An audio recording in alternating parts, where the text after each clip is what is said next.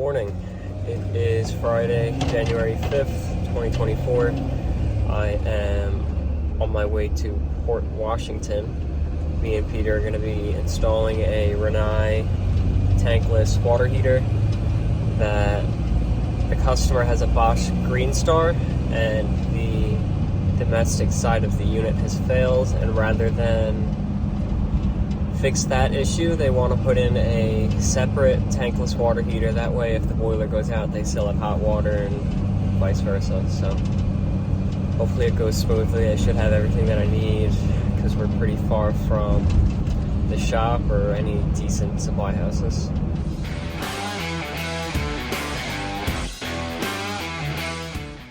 Okay, so here is the boiler. These are our domestic lines. And this is the gas. And we're gonna have to tap off of the gas, bring it over. I'm gonna put the unit right here. And we'll bring our venting up and out the sidewall right here. We're gonna put a piece of plywood here and bring electrical over to an outlet right here as well. So this is the unit. Peter's cutting the plywood. We'll cut 2x4 and we should be good to go. So here's a little bit of a closer look on the front of the heater. Here's the unit information if you're curious. Let's see, where is our model number?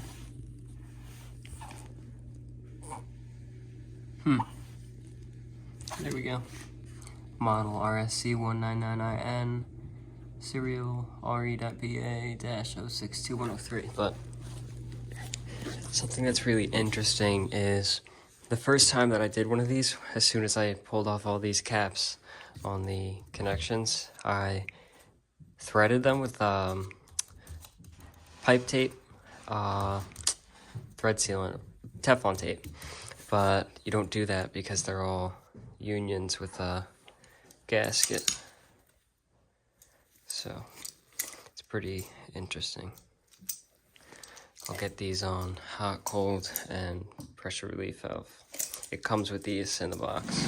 Okay, so we got our piece of plywood on the wall, and Peter's getting the final screws into the unit. But this is where we're gonna mount it, because that's what's gonna be easiest for our venting going outside. And then we will see where we're gonna cut into for our gas. I think we'll be able to go right off this 3/4, right down. And then our domestic lines, I'm gonna tie into this side. That way we can keep our mixing valve. Actually, no. I think I'm gonna go in.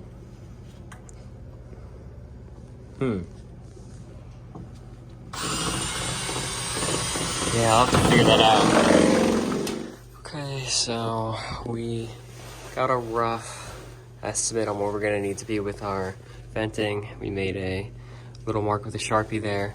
That's gonna be for our fresh air. And then we'll do an exhaust above that. So he's gonna drill that with the hammer drill now. A pilot hole, that way we could drill a bigger hole from outside.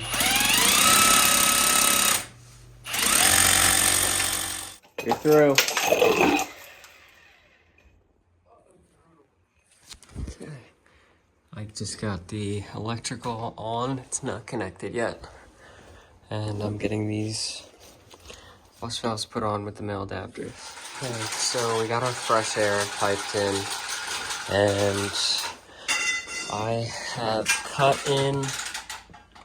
put isolation valves for the Bosch. That way we could still use this relief valve. I mean this mixing valve. Because it's brand new, it'd be a shame to not use it, to just abandon it. And maybe they'll get a little bit more hot water production with it. So we're working on cutting everything now to come down and into here. Okay, so here we are, all pressed in. Looks nice and neat, nice and level.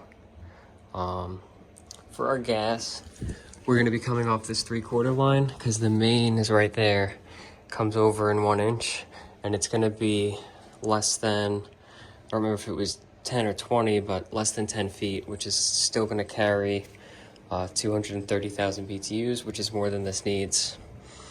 So that's going to be a nice, simple come down and right in.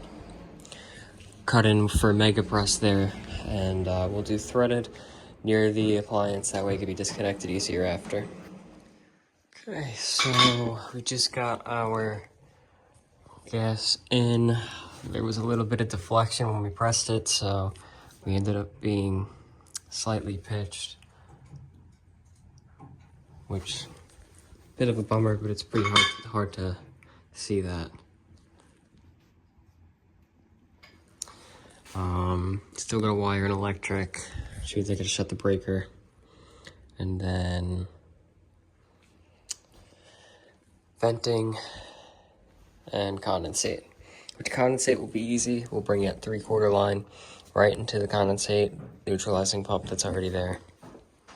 Okay, so I got my wiring hooked up and I used Wago. So unfortunately there's no ground coming from the panel or to this box anywhere, so I wasn't able to hook up a ground, but transformer could go back up there. We just have we have a circuit for our boiler, a circuit for an outlet, a circuit for the transformer, and a circuit for this outlet. So all off of the same breaker in the boiler room, or in the garage. Yeah, tuck that one up there. Stop it. Wait, you gotta line this, and then this in there. The wire's in there? It's not being pinched? No. Okay.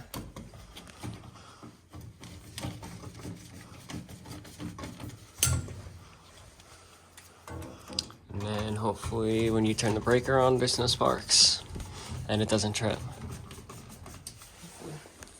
Okay, so we got our condensate done. Peter's grabbing purple primer for our exhaust, which just makes it the whole outside. We had to go with an exact piece that's gonna fit in here and fit a fitting to keep pitch, because the exhaust outside is gonna go up and over, but that means that it has to pitch to the boiler for condensate to drain. So we're just gonna make it on pitching with this piece right here. But condensate's done, goes into the pump. Yeah, once we get this in, we can fire it up. Okay, the moment of truth. Plug it in. Turn gas on? Yeah, you turn the gas on. Actually, yeah, we'll probably need to purge, right?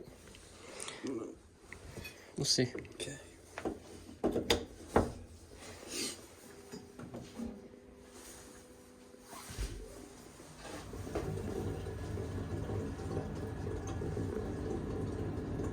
Oh, that's it.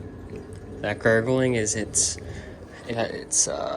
blowing through the exhaust. They're blowing the exhaust through the condensate. Does it do that every time it's about to start? Yeah, it has to prime an internal trap. So, run the water. Hot water at that faucet right there. See what happens.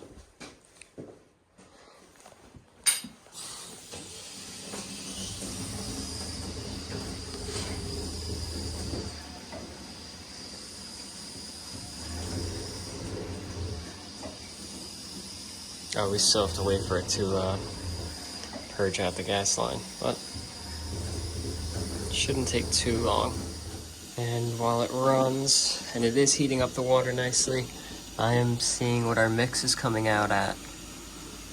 And we're still going up on that, but I am gonna adjust it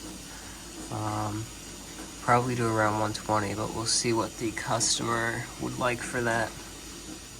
Okay, we've been running for a while. The homeowners felt the hot water at all the appliances to make sure that it was sufficient for them and that they get hot water everywhere, and it is, so we're gonna leave it as is.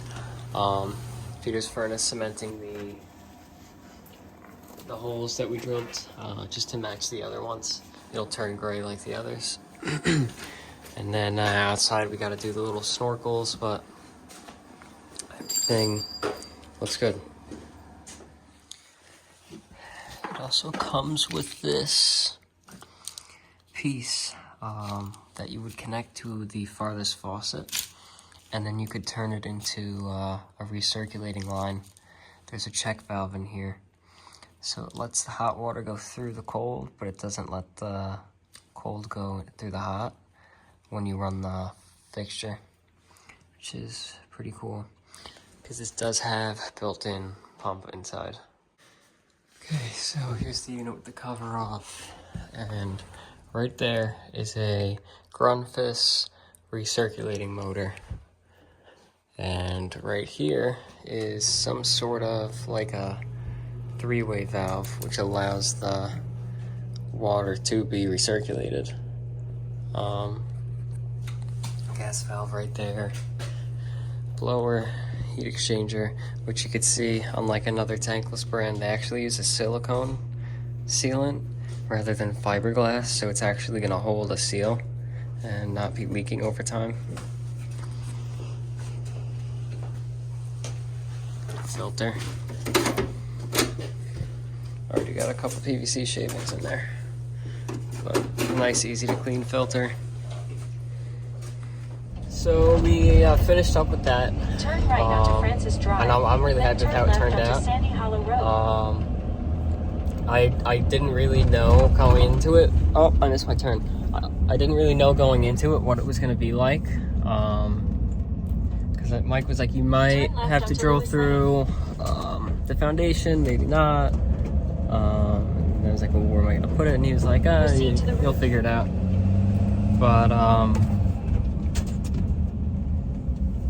came out really nice. It was nice and simple, nice and straightforward. We were able to take our time with it. And that's it for the day. I tried to upsell them on recirculation because I think it'd be really, really cool for them to have recirculation. They've had nothing but issues with this system since they bought it. And we previously serviced the equipment, but then the homeowner sold the house, and now there's new homeowners, and they've been calling other people, then they finally called us, and they were super happy that they called us. Because the repair on the Bosch for the domestic side of it was going to be expensive. The reps for Bosch were like, yeah, you're gonna have to change a few components, and that's just step one. So decided to just put in a standalone tankless water heater. That way they have hot water no matter what the condition of the boiler is, which I think is better. I would rather have two independent systems myself. But the recirculation is literally as simple as just adding two hoses to your faucet, and you have recirculation in the house. I think that's super cool. And the homeowner thinks it's cool too, so I don't know whether or not they're going to want to do it. They said they're going to see how everything works right now as is, because they've been without hot water really since like Thanksgiving. And it's January 5th, 2024, so... Turn left onto Longview Road, then turn right onto Hampton Road. I am headed to Mocha in Woodbury, because it's on the way home. And Peter likes sushi. I like Mocha a lot. So, at the stop sign, turn I'm right going to onto pay for Hampton Peter's Road. lunch, because he did most of the work that I didn't want to do, like drilling the hole from inside to outside. But hopefully you enjoyed watching the video. Stop sign, Comment any advice or criticisms or feedback regarding my work, and subscribe. Thanks for watching.